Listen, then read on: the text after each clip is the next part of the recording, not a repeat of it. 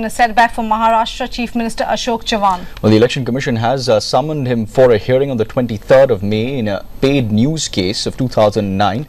Remember, the former Chief Minister has been accused of running paid news in newspapers during the assembly polls in 2009. The Supreme Court had last week ruled that the Election Commission had the power to investigate candidates' poll expenses and could even as a result disqualify him. If he's disqualified as an MLA, Chavan may face similar action if he's elected as an MP from Nanded, where he's contesting from. Earlier, our editor-in-chief Rajdeep Sardesai had spoken to the Chief Election Commissioner V.S. Sampath on money power, especially in these elections. Listen in.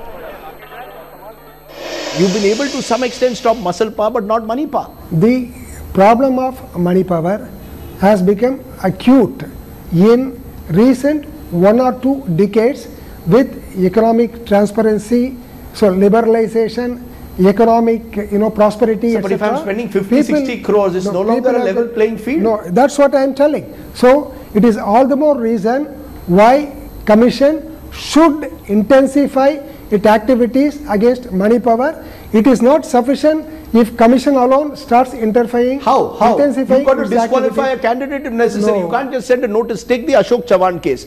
You sent him a notice in the context of paid news. Eventually you found him guilty of it. Matter went to the High Court. Now 5 years later, the matter is still in the courts. Finally the Supreme Court has given a verdict. So if I'm a candidate, I spend 60 crores, win an election and wait for the Commission to disqualify me 5-6 years later. I have to tell you the legal position in the first instance. After the nominations are accepted, candidates are declared as candidates in an election.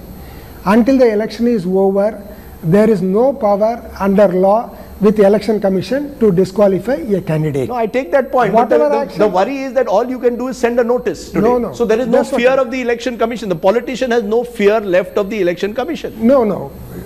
Like the arms of law, the wheels of law, they will grind.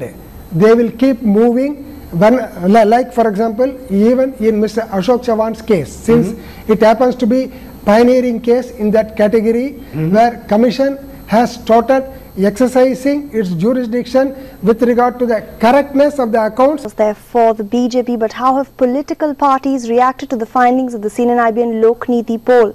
Our editor-in-chief Rajdeep Sardesai spoke to leaders of the BJP, Congress, Trinamool Congress and the Aam Aadmi Party. Listen in. First reactions from you, Mani Shankar Iyer, to this number. Congress could be heading for its worst ever figure. The BJP could be reaching mission 272. What is your first reaction to this? I am not prepared to accept that exit polls have clearly demonstrated what the Election Commission's poll is going to demonstrate on the 16th, and I'm in no hurry. I just want to get in Prakash Javadekar. Quick reaction from the BJP. Is our poll beyond the wildest expectation? Be honest, Mr. Javadekar. For all your talk of mission 272, you are not expecting 272. Is this beyond your wildest expectation, what we are projecting today? You are not projecting a wild expectation of us, but actually we will better in results on Friday. Let me tell you why. Yes. Because today there is a curtain raiser in form of municipal results which were declared today in Andhra Pradesh. And I am in charge of Andhra and Telangana affairs of my party. And we stitched up alliance with TDP. And TDP BJP alliance is sweeping Simandhra. Jagan will be reduced to minuscule minority, and Congress is nowhere in Simandhra. So how much will you get? How many seats will you get? How many seats will you get nationally? Are you looking at 300 plus? Yes, as a NDA, 300 plus. Professor Yadav, your party is getting between 3 to 5 as per our survey. BJP is getting a majority. Are you willing to accept that this could well be the trend? That despite the Aam Aadmi Party making a debut, getting 4-5 seats, this is an election about Modi and the BJP. The UPA Congress government had created a moral vacuum, a political vacuum and a governance vacuum. And people were desperately looking for a change which could mean a party which is viable and a leader which is visible.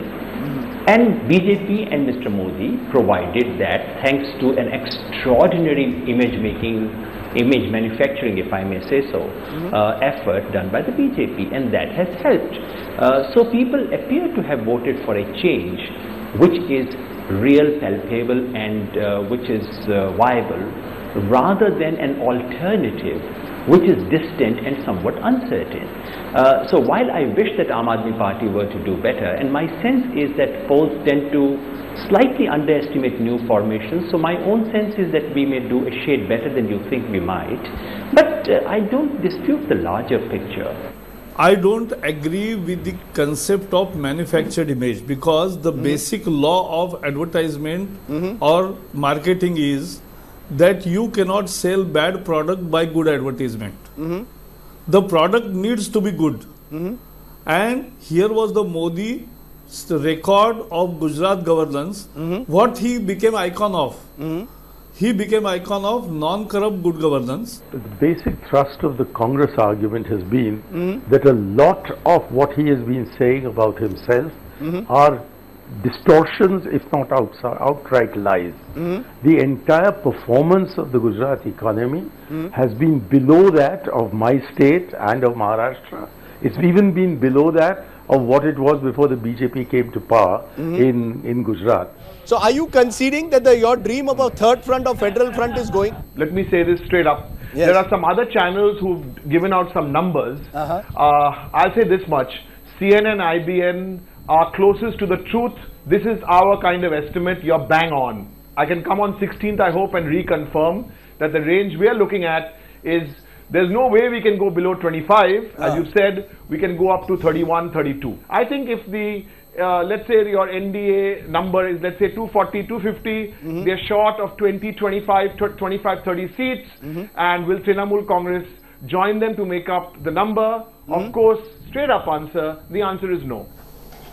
Now, the post-poll results indicate that the BJP is looking at its best ever election result. But what does this mean for the man set to be India's next Prime Minister?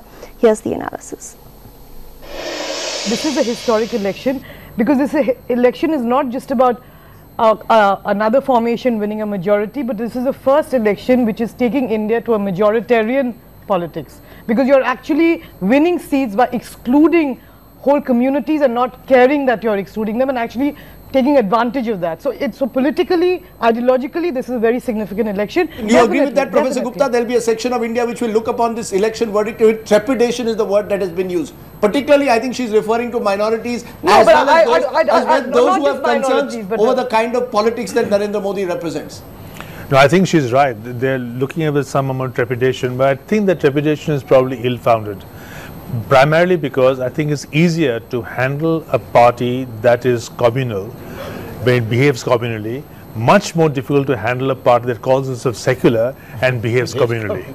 Are you worried like Giriraj Singh of the BJP saying that anyone who's against Modi will be sent to Pakistan? Are you worried that the BJP will ask you to be on a PIA flight? Pakistan, because Pakistan visa is not so easy. So if he's sending me to Pakistan, so you're asking Modi, you're asking Giriraj Singh to get you a Pakistan visa. Exactly. Is Modi creating these great expectations by saying, I can do it, I can change India, and a section of India may well have bought the idea, as our poll is suggesting. But is it going to be that easy now? Does the tough task really start now? Modi as Prime Minister faces the biggest challenges that any Prime Minister in the last 25 years has faced. So what Modi brings to the table is not so much as perfectly drafted solutions, but he brings the ability to say, I'm going to stand here and I am telling you that we can fix it.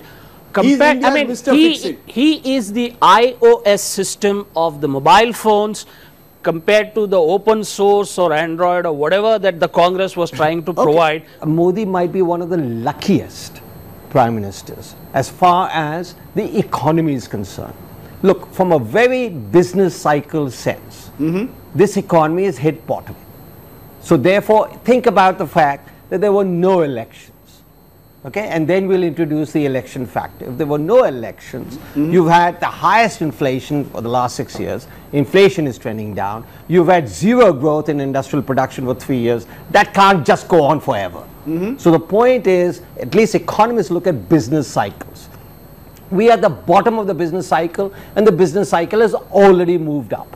So therefore, to think or to state that this is a huge problem that he'll be facing, I am afraid not.